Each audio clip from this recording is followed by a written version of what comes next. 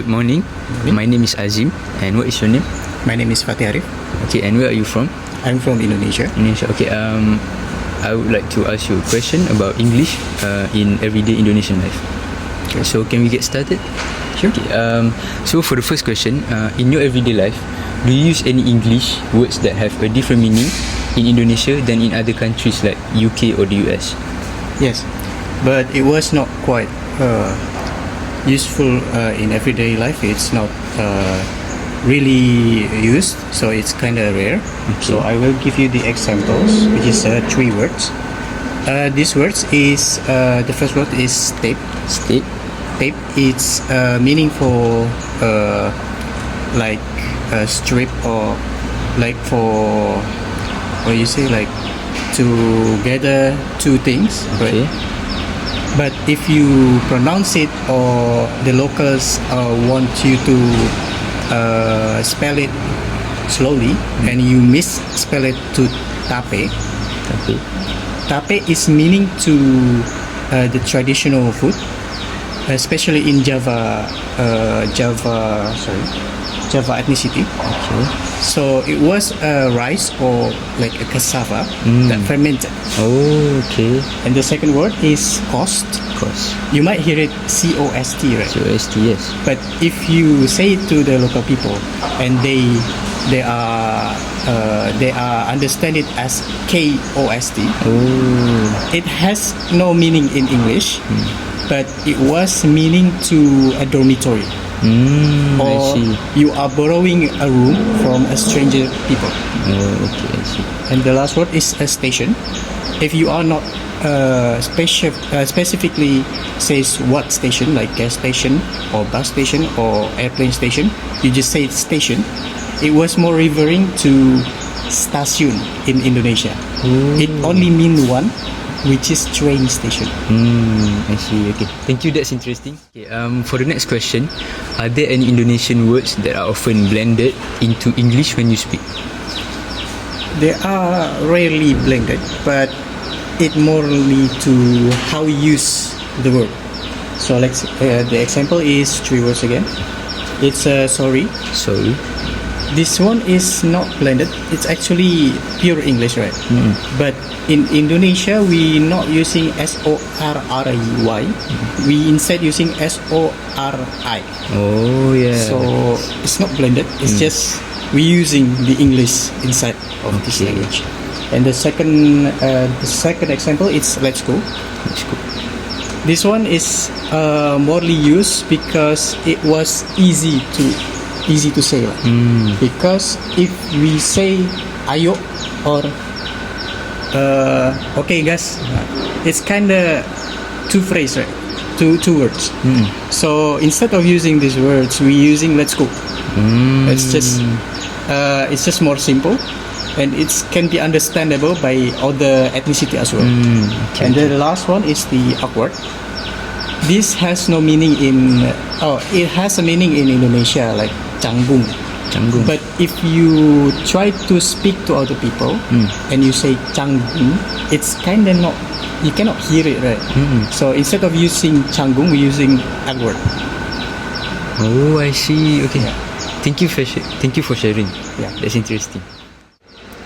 Okay, Arif, my name is Anik, and I'll be asking you the next questions, which is in Indonesia, are there any unique English phrases or maybe expressions that are commonly used but not found in standard English? I think the answer is almost the same like the second question. It's more the usage of the phrase or the words. It's not to the meaning of it, but only the way you use it. So the example will be 2 for me. It's a follow-up. So this word is usually in for example, like when you email someone and you need their response again, you using this, where is your follow-up? Instead of people in English using in where is your follow-up, they will use it, where is your response, right? So it's kind of not right in English, but it can be flexible in Indonesia. And the second one is by system. By system has the meaning more flexible in Indonesia. It's like default or automatically. But in English, it was more likely to be automatically. Yeah, that's the example. All right.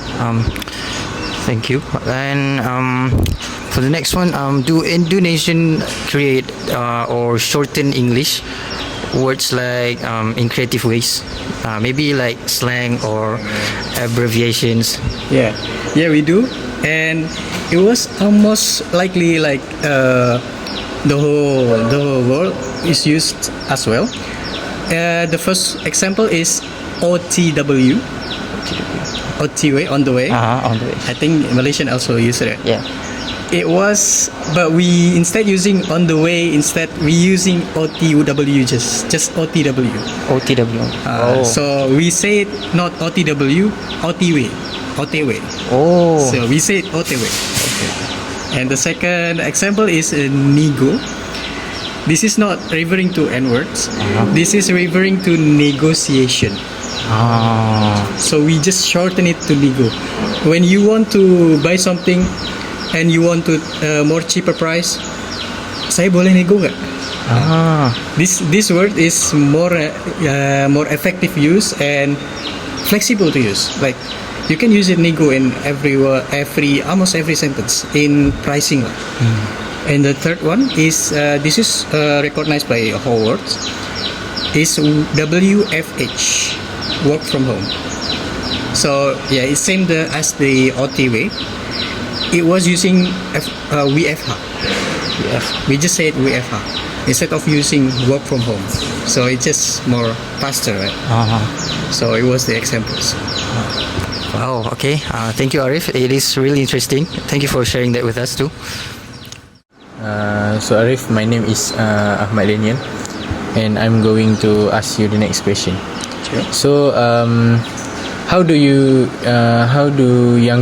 Indonesians, like students or teens, use English vocabulary differently than older people? Okay. I will explain the reason first. The reason first is the older has no access to media social. So some words may different and some words may not cannot be recognized by older people. So here are the example will be. I will give you five example. The first example is cringe. So if you say this word to older people, they will not understand anything of it. It might can be understand like something like food or like chips, right? Because crispy or cringe is kind of similar, right? Yeah. But in the younger people, it was for morely like to use to when you joke, but it was not funny. So it was like, oh, you are cringe, man. Second example is gas. This gas is not referring to fuel, but this is referring to like more car pedal. So when you press it like gas, right? Oh. So we use this word is more likely to like just like recently, like let's go. Oh. We can just make it to gas instead. So ayo gas, kita kemana? Oh, I see. So we can use it that way. And the third example is healing. Healing doesn't meaning to like medication or something. It's just more to tourists or where you want to go to holiday. The fourth example is mood. Mood is morely used for mentally, what could I say? Mentally way you want to act. So it just how you want to do in that way, in that time. Oh, I see. Okay. And the last example is insecure. Insecure will not recognized by older people.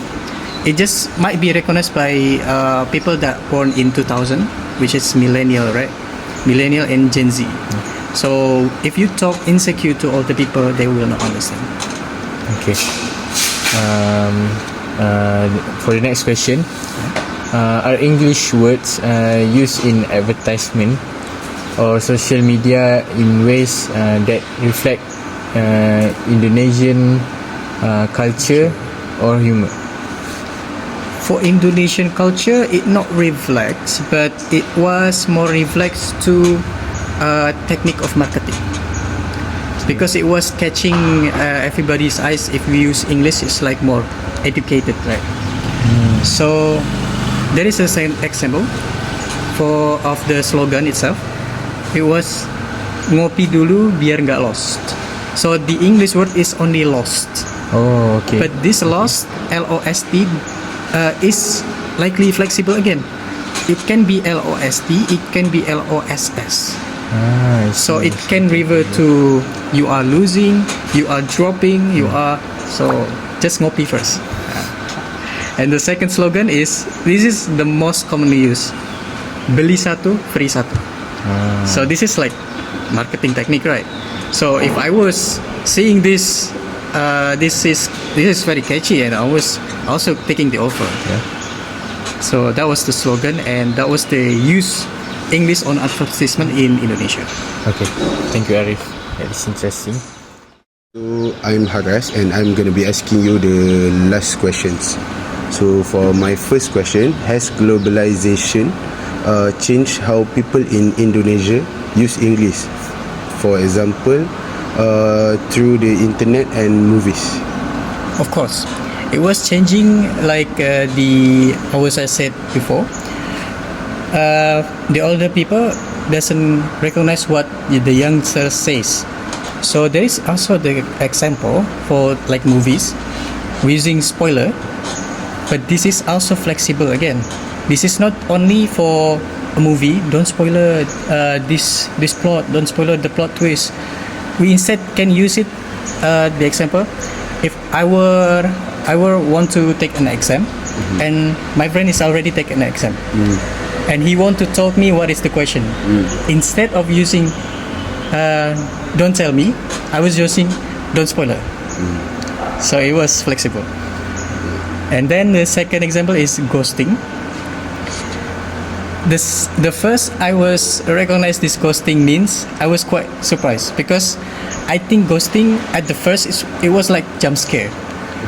So ghosting is means to when you leave a person that chat you but you already read, right? Yeah. And I was asking, why not using avoid, right, instead of ghosting, right? So it was change of this globalization, right? Yeah. And the last one is the overthinking. This is the same like the last I said. If you say overthinking to older people, they will not understand. Yeah, exactly. Yeah, it was the globalization. Okay.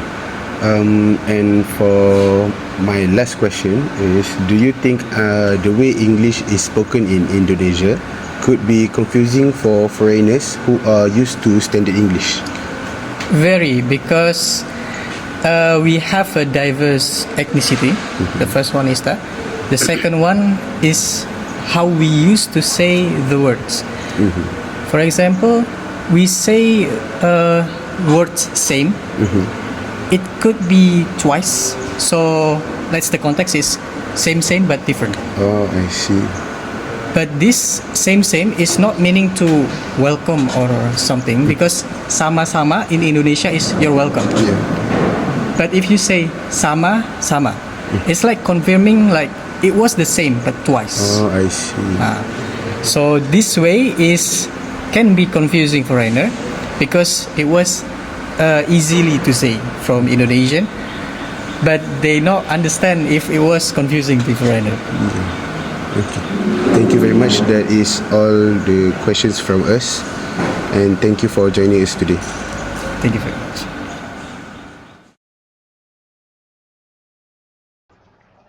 Good evening. My name is Azim, and My name is Daniel. And my name is Ani. And my name is Haras. We would like to ask you a question about English in everyday life in Thailand. But first, can you introduce yourself? Yes, my name is Shana Imdugiat. You can call me Matthew as my nickname. I'm 21 years old this year. I'm also from Thailand. and I live in Bangkok. I see. Okay. Can we get started for the first question? Yeah. In your everyday life, do you use any English words that have a different meaning or usage in Thailand compared to countries like the UK or US? Yeah. For example, there's the word event in Thailand often refers that to promotional booth or sales exhibition, not just any other organized gathering. There's also the word training, where we use to refer that to seminar or workshop, even if it's just a few hours long. Another example is check, which often refers to like inspect or look over something. Like for example, you're using the word check to check the homework, not just I to see. clarify. Okay, that's interesting to know. For question two, when you speak English, do you often mix in any Thai words or expressions? If yes, can you give some example? Yeah. For example, we use the word na at the end of the sentence to soften the sentences. Like for example, see you later na, which is like it sounds better, right? I mean, I don't know. It sounds better for me at least. There's also the word kun, which we use that to refer that to like you, like kun, which is like yo. Mm, Yeah. So when we're pissed off and we can use it, we can just say kun to call them out. okay. Thank you for sharing that with us. So let's move to question three. All right. Hi, Matthew. So the question three: Are there any English phrases or expressions that are commonly used in Thailand but are not part of standard English? Yes, such as the expression called "open the light," which in Thai it means "เปิดไฟ." When we're saying "open the light," we're talking about turning on the light. So there's a difference between them, right? Because we're opening the light, which doesn't directly mean turn on the light. There's a difference between there. There's I'm almost and then meanwhile, I'm sure that there's are other expressions. I'm quite not aware of other English expressions yet. So yeah, All right. I only know Um, about the light. That's all. okay. Now for the next one. Do Thai people often shorten or creatively change English words in everyday speech? Maybe like using slang or abbreviations. Yeah, yeah. For example, the word bio, which we refer that to biology, biography, or profile. So whenever we're trying to talk about biology, like, uh, did you review for the biology yet? When we're speaking Thai, we'll be using like, you tiêu y bioหรือยัง? You can see you can hear the word bio in the sentence over there when you were speaking in Thai. Then there's the high soul, which we refer that to high society, which refers to rich or classy people, high class society, essentially. Yeah. Okay, that's interesting. Thank you for sharing that with us. Now let's move on to question five. Okay, so question number five. How do younger Thai people, like students or teenagers, use English differently than older generation? Mm, well, younger Thais tend to use English more often in their everyday conversation, especially online, because because essentially we're like Gen Z, Gen X, Gen Alpha. Yeah. We're living in a 2025. They often use the word "oh my god," "chill," "fail," or "cringe" naturally in their Thai sentences. They also follow the trends from Western pop culture, so English phrases from K-pop, memes, or TikTok often get adopted quickly. So yeah, for older generations, usually they tend to stick to a more basic or formal English. So yeah, that's basically all. Okay, so next question. Are English word used in Thai advertisement or on social media in ways that show Thai culture, humor, or lifestyle? Yeah. Um, Thai ads often use around English for their comedic relief. For example, "Let's meet up," which is commonly used, no, which is like one of the barbecue places, and or there's like a "Spicier Life," which is a part of a noodle ad. Thai humor often relies on combining English with Thai, so to like help relax their pardon expression, to just like create more comedic relief, essentially. Okay, so let's move on to the next question.